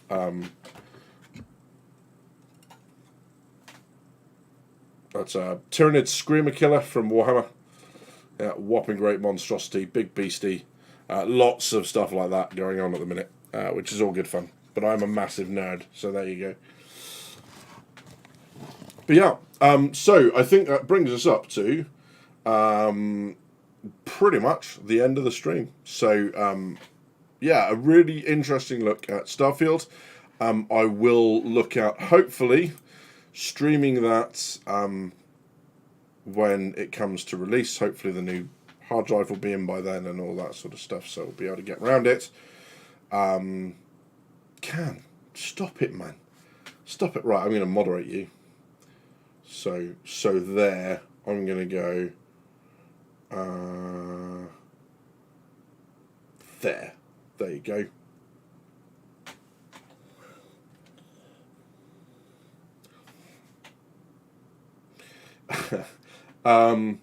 Jedi Drifter says, "I will definitely purchase Starfield. Don't get me wrong. I love the idea of Skyrim in space. Yeah, and I think we all do. I think we're all a bit starved as well at the moment for Star Citizen content. Good news is that 320 has gone to Evocati this week. So that is on its way to us. And it would be nice to have this at a fairly reasonable time in quarter 3, so that quarter 4 gets the, and 321 gets the time that it deserves. But here's hoping. We hold out hope eternally for Pyro at the end of the year, although I very much doubt, with the fun that they have with PES, that will still happen. Don't know what that means for CitizenCon and everything else. But yeah, I think it's looking good. It's looking healthy. But that brings us to the end of the stream. Thank you ever so much for sticking around. Sorry about the technical issues halfway through. I just needed to go take care of those very quickly. Thank you very much for hanging around. You've been watching Drinkers with Gaming Problems. Thank you very much for stopping by, and I'll see you soon.